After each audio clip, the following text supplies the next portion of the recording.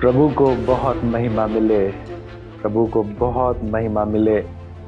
आज की शाम भी हमारे लिए इससे ज़्यादा खुशी की बात नहीं है कि एक सप्ताह के बाद हम आपको फिर से देख रहे हैं। हमारा आनंद इसी बात में पूरा होता है जब हम एक सप्ताह बाद हम हर मंगलवार को ठीक 6:45 से हम आपके मिलने की बाट जोहते हैं, हम आपके आने का इंतज़ार करते हैं। और जब आप अपने सारे कार्यों से रिहा होकर जब आप शाम में अपने परिवार के साथ व्यक्तिगत तौर पे या फिर अकेले या फिर अपने दोस्तों के साथ आप जिस भी तरीके से इस कार्यक्रम में जुड़ते हैं, ये हमारे मनोबल को, ये हमारे विश्वास को बहुत बल देता है। और आज की शाम भी मैं पौलुस के नाई इस बात को बोलना चाहता हूं कि जिस प्रकार पौलुस भी अपनी पत्रियों में, अपनी चिट्ठियों में वो बार बार एक चीज़ को कहता था कि मैं तुम्हें लिखना नहीं चाहता लेकिन मैं तुमसे मिलना चाहता हूँ। पौलुस बहुत जगह पे व्यस्तता के कारण जा नहीं पाता था और कोरोना के कारण हम लोग भी कहीं नहीं जा पा रहे। तो आज की शाम भी मैं भी पौलुस की नाई आप लोगों से कहना चाहता हूँ कि मैं आपसे सिर्फ मोबाइल पे मिलना नहीं चाहता, लेकिन हाँ, मैं आप लोगों से आमने सामने मिलना चाहता हूँ। और जब तक आमने सामने नहीं मिल पाते हैं तब तक चलिए मोबाइल का शुक्रिया अदा करें, मोबाइल का धन्यवाद करें कि चलिए इस बहाने, इस मोबाइल के जरिए तो कम से कम एक दूसरे को देख सकते हैं। आज की शाम मैं आप सभी लोगों का बहुत धन्यवाद करता हूं और हमारी पूरी टीम आपकी आभारी है। और जब कभी भी मैं पूरी टीम कहता हूं तो हमारी पूरी टीम कहने का मतलब है पश्चिमी डीनरी युवा संघ, मिशनरी सेवा सहभागिता और हमारे टेक्निकल टीम के हमारे भाई बहन और वो तमाम अधिकारी जो हमें इस कार्यक्रम को करने के लिए प्रोत्साहित करते हैं और हमारे साथ खड़े होते हैं। हालांकि ये मजबूर की ये मोबाइल की विडंबना है कि हम सारे लोग इस मोबाइल के स्क्रीन पे एक साथ नहीं दिख पाते, लेकिन भी इस कार्यक्रम के पीछे बहुत सारे लोगों का बहुत अदृश्य योगदान है, जिसको हम इस कार्यक्रम के माध्यम से कभी नहीं भूलते। हम बहुत धन्यवाद करते हैं आप सभी लोगों का।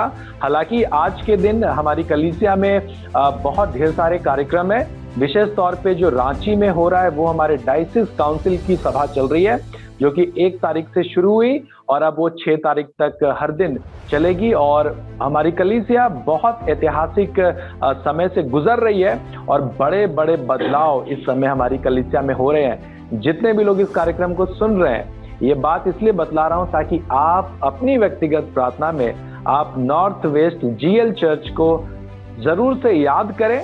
और इस समय जब कलीसिया को सबसे ज्यादा आपकी प्रार्थना की आवश्यकता है, तो आइए हम एक प्रार्थना योद्धा के तौर पे अपनी कलीसिया को अपनी प्रार्थनाओं से संभालें और हर एक व्यक्ति की प्रार्थना, हर एक जन की प्रार्थना परमेश्वर स्वीकार करता है। इस समय हमारी कलीसिया में बहुत कुछ जो है वो नया होने वाला है। कल बिशप चुनाव की प्रक्रिया का पहला चरण जो है वो डायसिस काउंसिल में होने वाली है और उसके बाद फिर वहां से चयनित बिशप प्रत्याशी जो है वो पेरिसों में जाएंगे। और उसके बाद अब तक हमारी कलीसिया में 1 बिशप रहे थे, लेकिन अब हमारी कलीसिया का प्रारूप थोड़ा बदल रहा है। अब हमारी कलीसिया में 4 नए बिशप होंगे और उसमें से 1 प्रमुख होंगे जिसे आर्च बिशप कहा जाएगा। अब तक हमारी कलीसिया डिंडरी में विभक्त थी, डिंडरी में बटी हुई थी 5 डिंडरी में।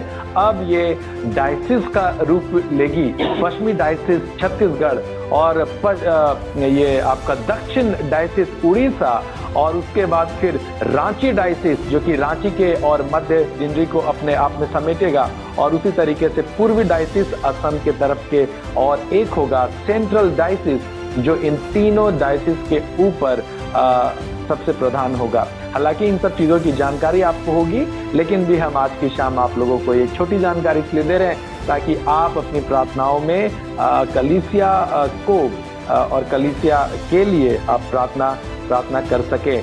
तो मैं बहुत धन्यवाद करता हूं कि आज की शाम भी आप बहुत भक्ति के साथ और बहुत आस्था के साथ आप इस कार्यक्रम में जुड़े हैं। यदि आप मेरी आवाज़ को बहुत सरलता से सुन पा रहे हैं, अगर आप मेरी आवाज बिना किसी दिक्कत के आप सुन पा रहे हैं, आप यदि मुझे बिना परेशानियों के देख पा रहे हैं, नेटवर्क संबंधी अगर कोई दिक्कत आपको नहीं हो रही है, जरूर से लेट अस नो, हमें बताइए, ताकि हम अपनी चीजों के द्वारा हम लोग और अच्छा करने का प्रयास करें। अगर हमारी आवाज ठीक है आप जरूर से बताएं, अगर हमारा वीडियो ठीक है वो भी बताएं, और आप किस प्रकार आप इस कार्यक्रम से आशीष पा रहे हैं, किस प्रकार से ये प्रार्थनाएं आपके परिवार को बदल रही है, और किस प्रकार परमेश्वर की चंगाई आपके परिवार तक आ रही है। इस कार्यक्रम के माध्यम से जरूर समय ले और हमें बताएं, ताकि हम आपकी गवाहियों को, आपके जीवन में होने वाले आश्चर्यक्रमों को हम इस कार्यक्रम में ला सकें, ताकि बहुत सारे लोग आपकी गवाहियों से आशीष पाए। मैं आपको बतलाना चाहता हूं कि बहुत सारे लोग इस कार्यक्रम के माध्यम से भारत के अलग अलग राज्यों से, भारत के अलग अलग गांवों से, शहरों से और बहुत अलग अलग जगहों से बहुत सारे लोगों की ये गवाहियां आ रही हैं हम लोगों तक, कि जितने विश्वास के साथ आप प्रार्थना करते हैं उनके जीवन में वो बदलाव आ रहा है। और शायद इसी के लिए परमेश्वर ने मिशनरी आमोस टोप्पो को चुना है, उनका अभिषेक किया है, ताकि वो इस प्रकार की सेवकाई में, प्रार्थना की सेवकाई में और बहुत बोझ के साथ वो आप लोगों के लिए प्रार्थना कर सके। मैं हमेशा से अपने कार्यक्रम में कहता हूं कि प्रार्थना मजबूरी नहीं है, लेकिन प्रार्थना हर एक मसीहियों की जरूरत है। एक बार फिर से दोहराना चाहता हूं कि प्रार्थना मजबूरी नहीं है, लेकिन प्रार्थना हर एक मसीहियों की जरूरत है। और जरूरत इस बात की है कि हमारी कलीसिया भी प्रार्थना करने वाली कलीसिया बने। ये हमारा दर्शन है कि काश हमारे लोग भी प्रार्थना करने वाले लोग बने, हमारे विश्वासी भी प्रार्थना करने वाले विश्वासी बने। मालूम कई एक बार ढेर सारे अवसर आपको नहीं मिलेंगे, ये एक सच्चाई है। कई बार शायद आपको कुछ पद भी ना मिले, तो किस प्रकार की योगदान आप अपने चर्च में देना चाहेंगे? किस प्रकार का योगदान आप अपनी कलीसिया को देना चाहेंगे? क्या सिर्फ उस तक सीमित रहेंगे कि आप हर रविवार गिरजा जाएं और वहां पर बैठे और आराधना करें और अपनी आशीषों की प्रार्थना करें और फिर वापस घर आकर रविवार को बहुत अच्छी तरीके से बिताएं? मैं आज की शाम आप लोग को उत्साहित करता हूं कि आइए हम ना सिर्फ आशीष पाने वाले, लेकिन दूसरों की आशीषों के लिए हम प्रार्थना करने वाले विश्वासी बनने पाए। ढेर सारी चीजें हैं जो कि आज की शाम में आप लोगों को मैं कह सकता हूं, लेकिन समय का पालन करता हूं और समय के साथ मैं अपनी चीजों को बहुत कम समय के लिए आप लोगों के साथ बांटना चाहता हूं। लेकिन भी मैं बहुत धन्यवाद करता हूं तमाम लोगों का, अधिकारियों का, जो हर एक मंगलवार समय निकालकर इस कार्यक्रम में आते हैं। और मैं सही बताऊं, ये कार्यक्रम हमारा नहीं, लेकिन ये कार्यक्रम आपका है। ये कार्यक्रम आपका है और इस कार्यक्रम को आगे बढ़ाने की जिम्मेदारी भी आपकी है। इस कार्यक्रम को सफल करने की जिम्मेदारी भी आपकी है और इस कार्यक्रम के बारे में लोगों को बताने और लोगों तक ये सूचना पहुंचाने की जिम्मेदारी भी आपकी है। जरूर से कोशिश करें कि सिर्फ आप आशीष ना पाएं, लेकिन कोशिश करें कि आपके द्वारा बहुत सारे लोग शाम में इस कार्यक्रम में जुड़ पाएं और वो भी आशीष का कारण बन सके। और मैं आपको सही बताऊं, जीवन में इससे बड़ी खुशी की बात और कुछ भी नहीं है कि आपके प्रयास के द्वारा किसी का जीवन बदलता है। इससे बड़ा आनंद और किसी बात में नहीं है कि आपके प्रयास करने के कारण एक मायूस व्यक्ति के जीवन में आनंद आता है। इससे बड़े आनंद की बात और कुछ हो ही नहीं सकती कि एक व्यक्ति जो खुद परेशानी में है वो दूसरे की परेशानियों के लिए उसके लिए प्रार्थना करे और वो उसको संभाले। और सही मायने में यही मसीह जीवन है, जहां पर हम एक दूसरे के बारे में चिंता करते हैं। आज की शाम एक जो शीर्षक, एक जो विषय मैंने लिया है, ये विषय परमेश्वर ने मेरे हृदय में बहुत समय पहले दिया और मैं बहुत समय से ये विषय पे, ये वाले शीर्षक पे मैं आप लोगों से बात करना चाहता था। और एक बड़ा मजेदार सा ये विषय है, एक बड़ा मजेदार सा ये शीर्षक है, जहां पर हम लोग कहते हैं कि क्या मेरा क्रूस ज्यादा भारी है। आमतौर पे ये विषय क्यों आया या क्यों जरूरत पड़ी है आज की शाम मुझे इस विषय पे बात करने के लिए, तो उसका जो सबसे प्रमुख कारण है वो ये कि हम लोग अक्सर विजिटिंग के तौर पे बहुत सारे लोगों के घर जाते हैं। हम लोगों के लिए हम लोगों के पास बहुत सारे प्रार्थना निवेदन आते हैं और इस कोरोना काल में बहुत सारे लोग हमारे संपर्क में आए और हमें खुशी है इस बात की कि हम लोग भी उनके संपर्क में रहे। और बहुत सारे लोगों से जब हम लोग बात करते थे, खासकर उनकी परेशानियों में, तो एक सवाल बार बार आता था कि ये परेशानी हमारे साथ ही क्यों। और अभी रांची में एक परिवार हुआ, मिंज परिवार, इस कोरोना में बहुत दुखद घटना हुई उनके साथ कि उस परिवार ने अपने पिता को और किसी ने अपने पति को खो दिया कोरोना काल में, मिंज परिवार। और जब हम लोगों को पता चली कि 2 छोटे बच्चे, जवान बच्चे हैं और उनकी पत्नी अभी युवा ही है, जवान है, और इस उम्र में जब सबसे ज्यादा पति की जरूरत होती है और पत्नी को भी पति की आवश्यकता होती है, उस उम्र में उसने अपने पति को खो दिया। हम समझ सकते हैं कि ये बहुत बड़ा दुख था। और हम लोग समय निकालकर हम लोग उनके घर गए, उनसे मिले, तो बार बार वो रो रो कर इस चीज को कह रही थी, उनकी पत्नी, कि हमें ये बात नहीं समझ में आ रही कि ये दुख हमारे साथ ही क्यों हुआ। ये जो दुखों का पहाड़ जो टूटा वो मेरे ही जीवन में क्यों टूटा। और वो बार बार रो रो कर इस बात को मुझसे पूछ रही थी। मैं निशब्द था, मैं खुद भी दुखित था, मैं खुद भी शोकित था उस परिवार के लिए, उस बहन के लिए जिसने अपने पति को खोया है। मैं उस दिन थोड़ी बहुत संतावना की बात मैं उनको देकर, मैं उनके लिए प्रार्थना करके मैं वहां से लौट आया। लेकिन ये सवाल मैं भी उस परमेश्वर से करने लगा कि परमेश्वर आखिर ये असहनीय दर्द क्यों, आखिर इस समय में जब उनको सबसे ज्यादा उसकी आवश्यकता थी, उस समय ही क्यों आप लिए। तो उसके बाद से परमेश्वर मुझे सिखाता गया और कई एक सारी चीजों को परमेश्वर नए नए प्रकाशन के माध्यम से मेरे मनों में डालता गया। और आज की शाम में उसी प्रकाशन को आप लोगों के साथ बांटने जा रहा हूं और मैं विश्वास करता हूं कि ये बातें, ये थोड़े बहुत मेरे विचार आप लोगों को आशीष देगा। विश्वास के साथ आप अपने स्थान में बैठे और बहुत विश्वास के साथ परमेश्वर से ये प्रार्थना करें कि परमेश्वर आज का संदेश मेरे लिए होने पाए। आप जहां भी हो, आप विश्वास के साथ इस बात का अंगीकार करें कि प्रभु आज का ये संदेश हमारे लिए हो। और मैं बहुत प्रार्थनाओं के साथ आप लोगों के साथ जुड़ा हूं और मैं जानता हूं कि परमेश्वर हमेशा अपने लोगों को आशीष देने के लिए तैयार है। क्या हम तैयार हैं उसके आशीषों को लेने के लिए, ये महत्वपूर्ण होगा। आज की शाम मैं शुरू करूंगा।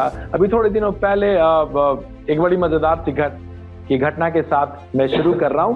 ध्यान से सुनिएगा और समझिएगा। वंस अपॉन अ टाइम, एक बार की बात है, एक व्यक्ति जो था वो अपने क्रूज को उठाकर, अपने भारी भरकम क्रूज को उठाकर बहुत थका मांदा और बहुत परेशान वो व्यक्ति यीशु मसीह के पास पहुंचा और वो कहने लगा, यीशु मसीह से वो प्रार्थना करने लगा कि यीशु मसीह, ये मेरा क्रूस बहुत बड़ा है, ये क्रूस मेरा बहुत बड़ा है और मैं चाहता हूं यीशु मसीह कि आप इस क्रूस को लेकर आप कुछ छोटा क्रूस मुझे दे दीजिए। ये बड़े मजेदार कन्वर्सेशन उस व्यक्ति की यीशु मसीह के साथ हो रहा है। यीशु मसीह ने जब उसकी बात को सुना तो यीशु मसीह मुस्कुराया और बोला, ओ मेरे बच्चे, I love you so much. ओ मेरे पुत्र, मैं तुमसे बहुत प्यार करता हूँ, मैं तुमसे बहुत प्रेम करता हूँ, मेरा प्रेम तुम्हारे लिए अथाह है, जैसा तुम चाहते हो वैसा तुम्हारे लिए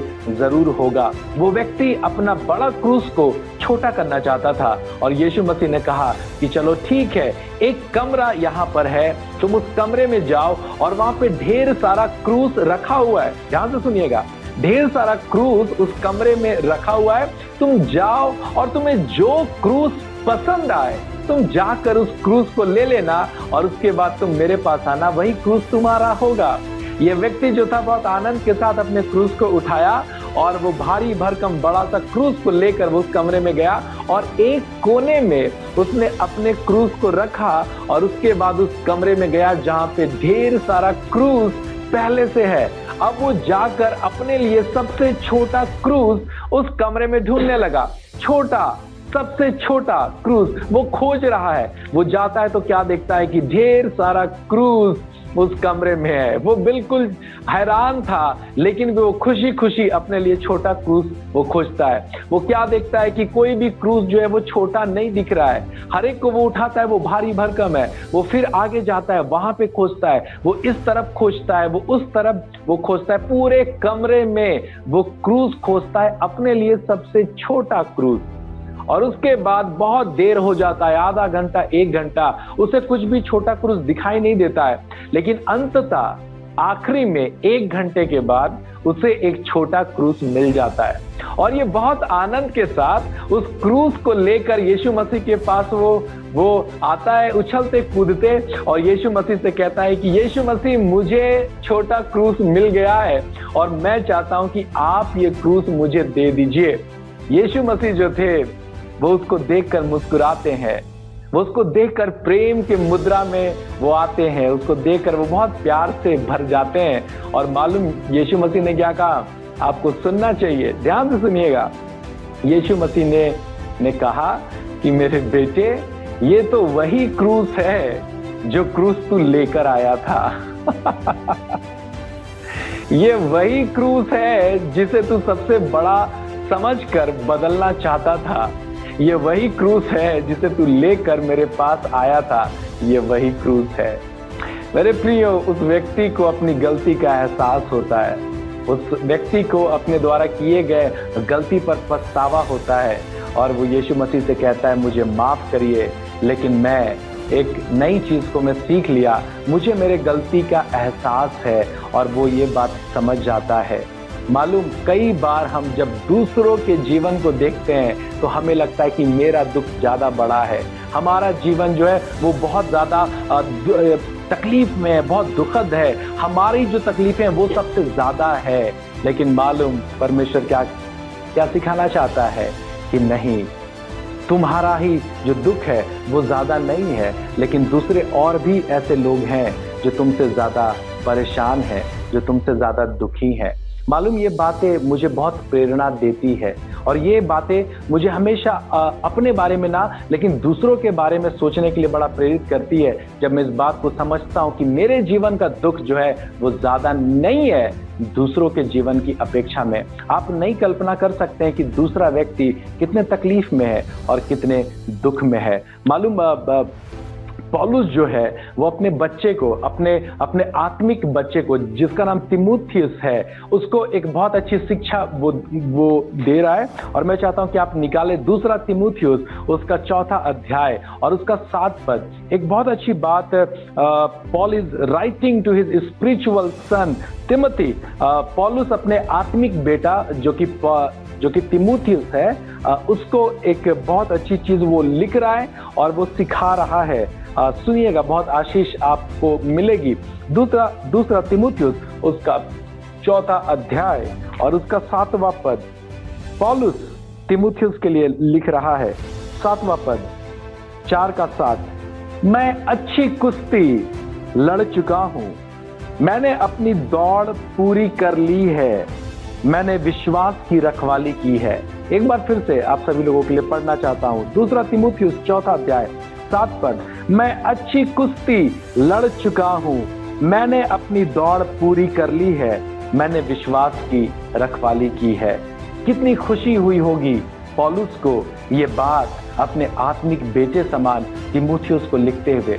उसे कितना एक अलग अनुभव हुआ होगा जब वो अपने जीवन के बारे में वो तीमुथियुस को कह रहा है। मालूम किस समय? उस समय जब तीमुथियुस सेवकाई से परेशान था, उस समय जब तीमुथियुस को लगने लगा था कि शायद कुछ भी बेहतर नहीं है उसके जीवन में, तब जब तीमुथियुस को लगने लगा कि शायद उसने गलत चुनाव किया है यीशु की सेवा का, उस समय जब तीमुथियुस अकेला पड़ा, अलग थलग पड़ा और उसका विश्वास डगमगाने लगा, तब पौलुस ने ये बात लिखी है कि मैंने एक अच्छी कुश्ती लड़ी है। मालूम, लाइफ इज अ फाइट। मालूम, जीवन एक युद्ध है जिसके बारे में पौलुस उसको प्रेरित कर रहा है कि मैंने भी ये युद्ध लड़ा है तीमुथियुस। मालूम ये संघर्ष मैंने भी किया है।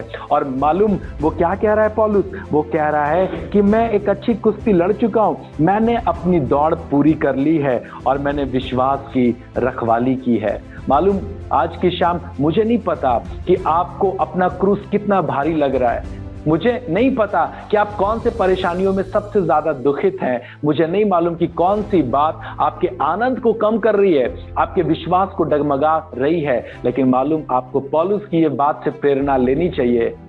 जीवन एक युद्ध है और परमेश्वर चाहता है कि हम उस युद्ध में ना सिर्फ लड़े बल्कि जय भी प्राप्त करें। और सबसे अच्छी बात जो मुझे प्रेरित करती है परमेश्वर की, वो ये कि ये युद्ध में हम कभी अकेले नहीं हैं, लेकिन इस युद्ध में परमेश्वर हमारे संग साथ है। इस युद्ध में वो हमेशा हमारे साथ है। और एक मजेदार चीज और मैं आप लोगों को बताना चाहता हूं कि यदि यीशु मसीह ने क्रूस पर, if Jesus conquered on cross, so we are also going to do that. अगर यीशु मसीह ने क्रूस पर जय प्राप्त की है तो हम भी अपने क्रूस में जय प्राप्त करेंगे। ये आज का संदेश है। मालूम आपको लगता होगा आपका दुख बड़ा है, आपका क्रूस बड़ा है, आपके जीवन में जो घटित हुआ वो बहुत दुखद है, लेकिन मालूम जीवन एक युद्ध है और मुझे और आपको इसमें लड़ना है। और अच्छी बात यह है कि जय हमारी है, क्योंकि हमारे परमेश्वर ने वो जय हमारे लिए बहुत पहले सुरक्षित रखा है। पौलुस कह रहा है कि मैंने एक अच्छी कुश्ती लड़ी है, मैंने दौड़ पूरी कर ली है। तीमुथियुस कहीं तुम्हारा मन कच्चा ना हो, तीमुथियुस कहीं तुम ना रुक जाओ, कहीं तुम्हारा भी मन चर्च की राजनीति के कारण परेशान ना हो जाए, कहीं तुम भी बहुत जोश के साथ कलीसिया की सेवा के लिए आए, लेकिन अब राजनीति देखकर और यहाँ की शिथिलता देखकर और यहाँ पर के लोगों की आस्था देखकर कहीं ऐसा ना हो कि तुम भी ठंडे पड़ जाओ। आहा, परमेश्वर ने कहा है प्रकाशित वाक्य में, एक ऐसी कलीसिया है जो ना गर्म है ना ठंडी है, गुनगुनी है, मैं उसे अपने मुंह से उगल देने पर हूं। Why? Because there is no one who kept the church excited। मालूम ऐसा कोई नहीं हुआ जो चर्च को गर्म रख सके।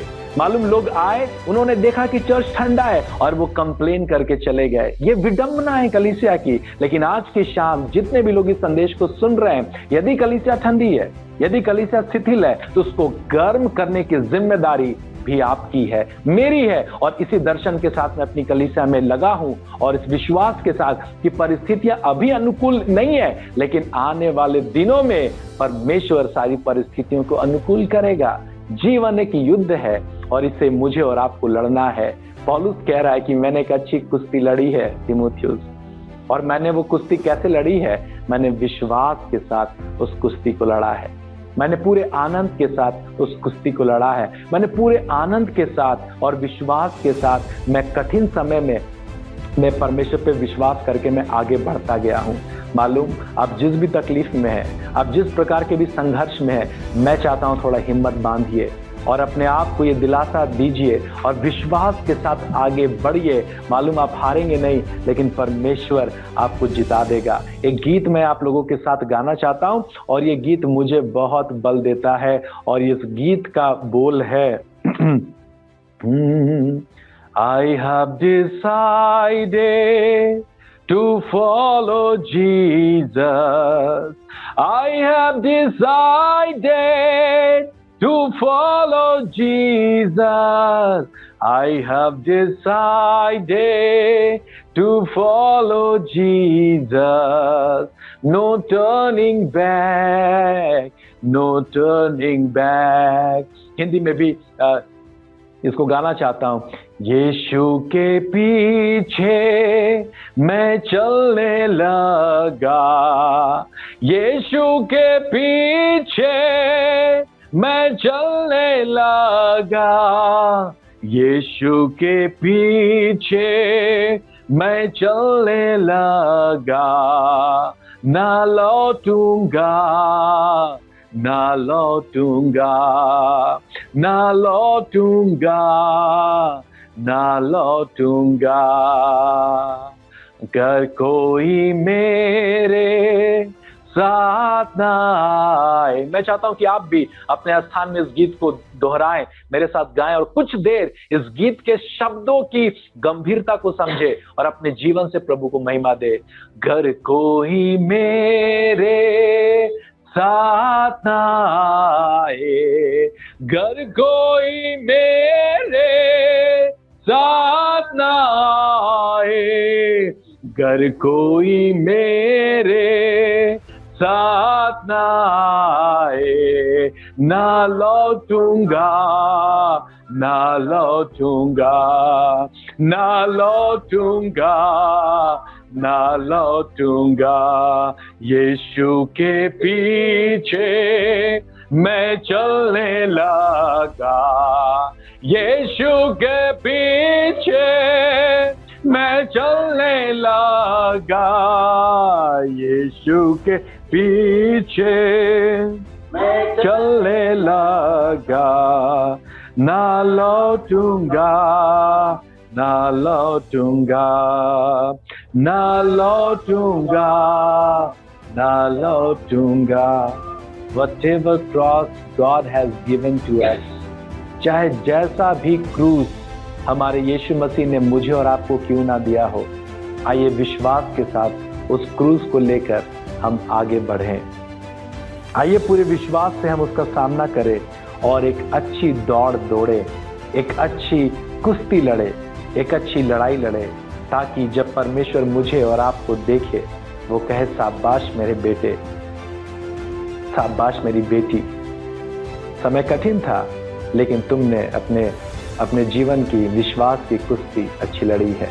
परमेश्वर आपके संघर्ष में और आपकी परिस्थितियों में परमेश्वर बहुत आशीष दे और परमेश्वर को महिमा मिले। आइए हम सरों को झुकाएं, आंखों को बंद करें, हम प्रार्थना करें।